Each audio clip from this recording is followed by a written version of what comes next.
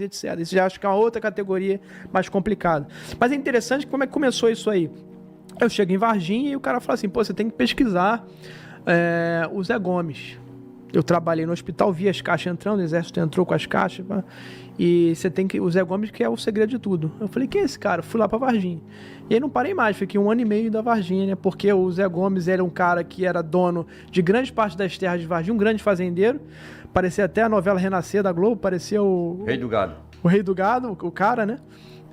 Um cara que era açougueiro de um bairro chamado Matadouro, ele era o matador de fato, e naquela época era muito cruel, né, as matanças de animal. Depois o bairro muda para Nossa Senhora, então muda da água pro vinho, né? E esse cara começa consegue o primeiro boi, começa a trocar por terreno, e ele vai fazendo isso. Naquela época o terreno era uma coisa, naquela região um pouco valiosa, ele começa a conseguir expandir e vira um grande fazendeiro na região, com várias terras no Mato Grosso, Varginha e tudo, expande além de Varginha, né? E é um cara que fazia rituais. Então todo mundo achava que ele era um cara muito católico, porque ele doou terreno para a igreja. Era um cara que ia para a igreja rezar. Só que de noite ele fazia esses rituais de magia negra de várias vertentes. Não usava uma só, ele usava satanismo, usava São Cipriano, usava voodoo, usava... Ele invocava os demônios, né, cara? Ele fazia tudo. Tudo que você imaginar, o cara fazia. Ele ia pegando as coisas que ele achava interessante em cada seita ou cada religião e ia fazendo seu arsenal ali de coisas, né? E ele tinha... A fazenda dele era uma fazenda que antigamente tinha escravos, né? E sabe-se lá se no presente tinha alguma coisa, né? Porque tem gente que faz essa prática, mas enfim, nada comprovado em relação a isso. Mas, então ele herdou com conhecimento trazido também pelos africanos, né? Que vieram lá de trás com o pai do pai do pai do pai. Ele, naquela região de Varginha, que era uma região de sul de Minas como um todo, que teve muita escravidão, né? Muito trabalho escravo, e esses caras trouxeram conhecimento de magia, etc. Então, além disso, ele pegou conhecimentos de magia europeia, como São Cipriano, magia portuguesa e espanhola, e pegou o próprio voodoo africano, pegou satanismo, que é uma coisa mais ocidental, e fez uma coisa ali, um sistema de magia ali. E dizem que ele tinha um diabinho na garrafa, igual o cara da novela, né? Aí não começou a ser aquilo uma bobagem, né? Falei, não, isso aí, esse povo está viajando e tal. Mas quando eu cheguei em Varginha, todo mundo conhecia esse cara, e todo mundo sabia dessa lenda, todo mundo. Tem gente que não conhecia talvez Varginha, o ET de Varginha, mas conhecia o diabinho na garrafa que ele tinha.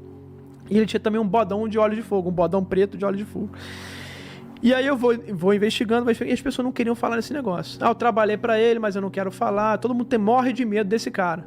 E esse cara, ele era dono de todas as terras em que apareceram as criaturas. Então olha só como essa grande coincidência, né? Você tem um cara que é um grande fazendeiro, que fazia rituais de magia negra, que tinha essa vida dupla, né, de dia católico, de noite magista e feiticeiro, e todas as terras em que as criaturas apareceram foram dele. Aí eu fui investigar essas terras. E as pessoas não passam nas terras dele porque as pessoas veem criaturas de olhos vermelhos, monstros, há décadas ali dentro. Não foi Varginha em 96 só. Há muito tempo, peguei relatos no documentário, década de 60, 70, 80. Relatos de pessoas que viram criaturas de olhos vermelhos naquela floresta. Ninguém passava de noite, de madrugada ali. Então já tem uma carga ali naquela área dessas criaturas aparecendo.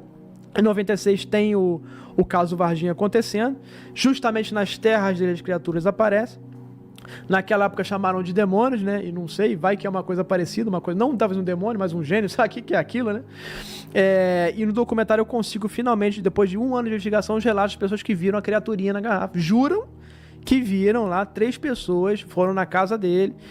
Uma pegou de surpresa, a outra os filhos, quando ele morreu, começaram a mostrar esse troço. E mostrar essa criaturinha, que era uma criatura escura de olhos vermelhos. Muito parecida, só com a miniatura desse bicho que foi pegado lá em Varginha. E tava nesse grande garrafão de vidro, que eram os garrafões antigos que o pessoal usava para destilaria, ou para fazer vinho ou cachaça, aqueles garrafões grandes, né?